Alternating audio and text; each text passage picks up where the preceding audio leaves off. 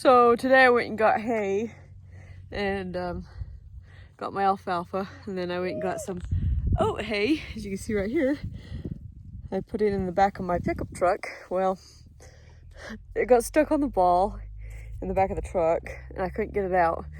So I opened it up and I'm taking it a couple flakes at a time out of the truck, which is, it kind of sucks, but, and it is falling apart a little bit. But it'll still feed the same. As long as it doesn't get rained on, it'll be fine.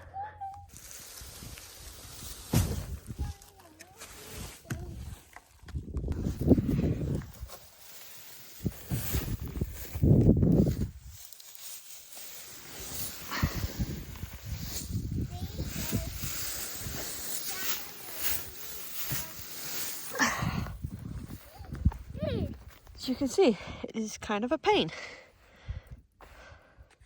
All right, got all the hay unloaded. Now I'm gonna stack these square bales so that they look a little better. Just put out salt blocks for these guys. I just got them salt blocks, and I got a salt block for the pasture horses too. And then I've got to dump out these troughs, rinse them out. I'm gonna trade this big trough and put it over here where the Friesians are, because they drink more than she does. And then clean all that out, fill them up. And then I'm gonna give these guys some oat hay. I felt like the alfalfa was just too much protein and they need a little extra sugars and other nutrients. So I'm gonna mix the oat hay with their alfalfa. So I'm gonna get to stacking this. All right, got all that stacked. You know, I think that these bales of hay are amongst some of the heaviest bales, 2-string bales, that I've ever had to pick up. Like, I'll bet that that's over 100 pounds. I should weigh it. It's probably right around 100 pounds. Those are heavy. And I lift a lot of hay bales. You can tell I'm out of breath. I lift a lot of hay bales, and I'm going to tell you, these are heavy. Now, the oat hay is on some of the bales, and I'm just not going to worry about stacking those ones till I feed out that hay there. So I'm going to get to cleaning up their water troughs and moving them around. There's old man. He'll be 40 years old in January. Now, you'll see when you look at him that he has like green buggers coming out of his nose, and people automatically assume he's sick, and that's why I'm going to tell you a little bit about him. So this guy, I got him about 10 years ago from the Mennonites, and he has a hole in his palate. So basically there's a hole between his nose and his mouth, so when he eats, then sometimes the hay comes back out his nose. So he does really good, especially for his age. They didn't want to try and attempt surgery or anything like that because of how old he is. They were concerned that they'd have complications in the surgery, because he was really old when I got him. He's even older now. You can tell on the back, in his back legs, he has DSLD. It doesn't really bother him. It's more ugly than anything. You know, when he walks, it's just kind of ugly. But I've never really noticed it bugging him that much. I don't feel like that his DSLD is genetic. He used to drive a big wagon for the Mennonites. A wagon that was way too big for him. He's probably, oh gosh, 32 inches, 33 inches. He's tiny, tiny little guy. And they had a big old wagon on him, and I think it just took out his hocks. I mean, it just, you know, it was just too much. That's my opinion on it. I could be wrong. It could be genetic, but yeah.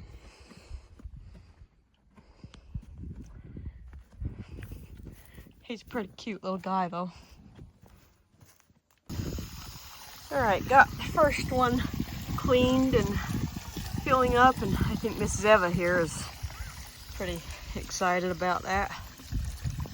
I usually rinse out or wash out the troughs once a week, but the troughs have been frozen for a little while, And I break the ice for the horses to drink, but it was just too cold to dump out the water, so their troughs have been pretty dirty for the last 2 weeks.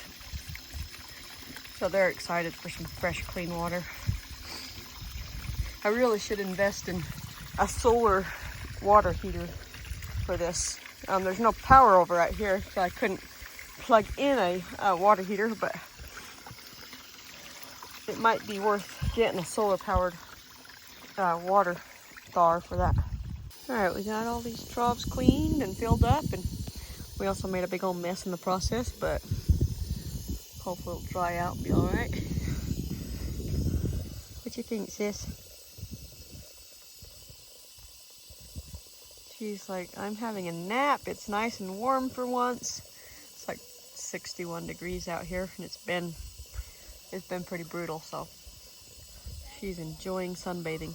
I fed them their alfalfa this morning, which I put their alfalfa in their little tubs, and I just gave them their oat hay because I didn't have that this morning. They still have plenty of alfalfa. This is his pile of oat hay. Now he dumps out most of his alfalfa, but he still has a little bit in there. He's a little more of a messy eater than Miss Zeva, and Star just shares his hay with him. And then Miss Angel has her. Miss Angel down here has her alfalfa. Now she gets more alfalfa, so I usually. And then there's her pile of oat hay. She's been struggling a little bit to adjust since we moved here. She just hasn't adapted like the other horses have, and so she's getting a little extra stuff, and I'll show you what I'm giving her. So Angel gets a scoop and a half of these Medalist sprout pellets. They're actually a bigger pellet.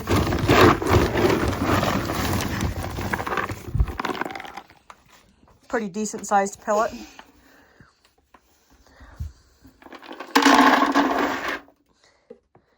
And I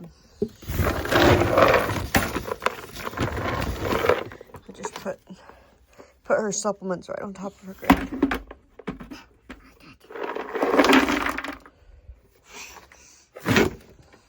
So on top of her grain, I put baking soda to help her with digestion, and ulcers, which it's really helped her. And some of you might think I'm crazy for this. It's an old timer trick, and she gets about a tablespoon. But it makes a huge difference for horses that are prone to ulcers and digestive issues. So then she gets the 707 muscle mix. Has some other good ingredients in it, and somewhere on here I read that it helps support healthy weight. There you go. So right there you can see it says supports healthy weight, enhances muscle energy, builds muscle proteins, and promotes muscle development. So she needs a lot of help with her top line right now, and weight gain. So that's where this comes in. Oh. And she gets one scoop of this. And that's what she gets. And then I put water on top to soak it. So I'm gonna let that soak for a minute while I go take care of these other horses that I take care of, which you might see in the background. They're not mine, but I do feed them. I'm gonna take care of them real quick. I won't video that just because they're not my horses, but as soon as that's done soaking, then we'll give Angel her grain. So, all right.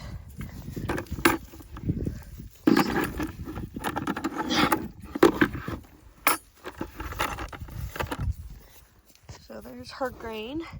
So she's always worried that the horses on the other side of the fence can get her grain. So back in Missouri, I bred her. She'd be 110 days on the dot. I checked her pretty early on, I think 14 days, and she did have a embryo. So 14 days is a little early to check them, but because I have my own ultrasound machine, it's not a big deal because I can recheck them later. So that's my plan this afternoon. I will go and get my ultrasound machine and I'll come back and check her and see if she's still in foal. Sometimes, because she was still really early in foal when we moved, sometimes the stress of moving, different climate, adjusting to a whole new environment, you know, can really put some strain on them and they won't keep their pregnancy. So it'll be interesting to see if she's still in foal. I would be extremely excited if she is, because she's getting older and I would really like a foal out of her, because this is my favorite horse to ride of all time. I mean, she's a cool horse. She's a reining horse and she is an Arabian, which a lot of people are surprised when I tell them that my Arabian horse is a reining horse. But she's really good at what she does. I mean, she'd give them quarter horses a run for their money. So I am holding my breath a little bit, you know, hoping that she's in full, hoping that the embryo's stuck and everything's good, because that would be fabulous to have another one of her. So I'm up here, I'm trying to find the horses. They're out here somewhere. I'm going to grab Callie and bring her back. She's my black Arabian mare. 2 reasons. One, because I want to feed her a little better hay. And 2, I want to preg check her. Alright, so we got Miss Callie here. And we are headed back down to the corrals. And she really wants to go back to the corrals, which is kind of funny. So I just took her around the last cattle guard. She had to go through this gate, and I tie her up out here, and then I drive through. There's 4 of these, which hasn't been terrible so far, but yeah, she did get spooked by the cows just right down there, so she's a little bit wound up. And they spooked her bad. There was a loose cow and it kept chasing her. And she was certain it was a mountain lion trying to get her. All right, we made it back. We're just going down the bottom. I'm just letting her follow me. It was easier to just let her follow me because she's doing good. And we're pretty much at the yard now, so.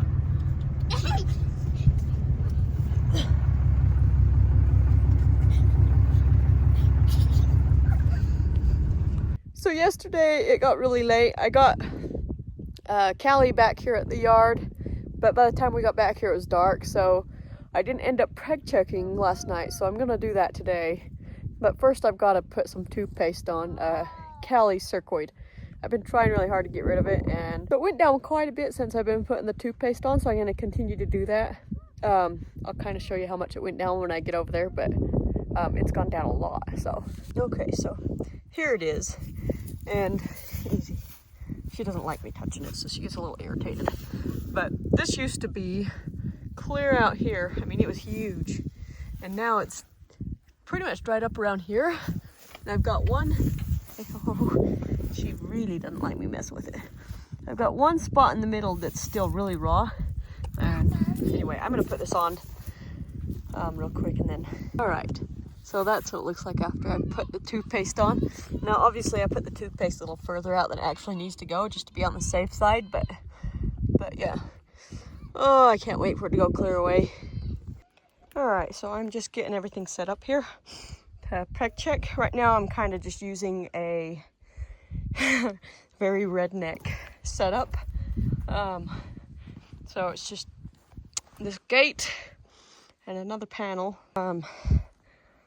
So I just have 2 gates that I will be putting the mares between, and then I got a rope that I'll put behind their bum, and then there's a strap, which the strap was already here, which just makes it really convenient, and then this. Now if one of them went to kicking at me, this would not prevent them from kicking me, but it would give me a chance to try and get away before I got, you know, completely annihilated. So pretty much just give me a second to move. And yeah, so now just gotta get my machine turned on. So I'm turning on my ultrasound machine. Now this ultrasound machine does not like any type of sun reflection. If the sun gets on it, I can't see my image, which really kind of sucks. Once I have my own place, I will build a little roof where my stocks are. The ultimate goal would to have a stables with a reproduction room where I can have my stocks and stuff and have my ultrasound machine inside. But right now this is working fine. I just have to, you know, kind of shade it a little bit so I can see what's going on. So while we're waiting for that to load, which it does take a minute to boot, then I'm gonna go grab a horse. So I'm currently inside of Angel. I guess that's a bad way to put it. I'm currently, that did not sound good. I'm currently checking Angel, and I'll show you what I found. Okay, so you can see the little umbilical cord there. There you go. And there is the baby. Still a little tiny.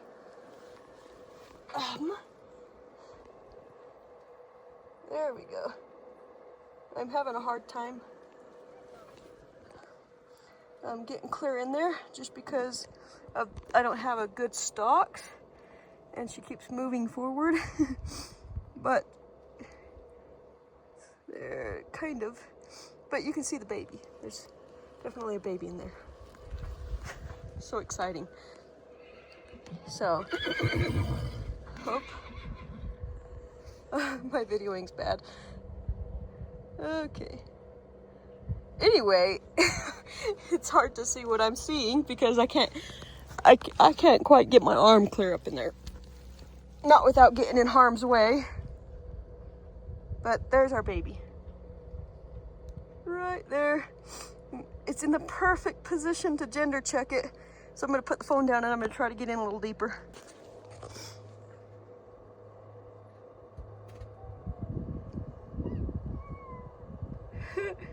Baby's moving around a lot.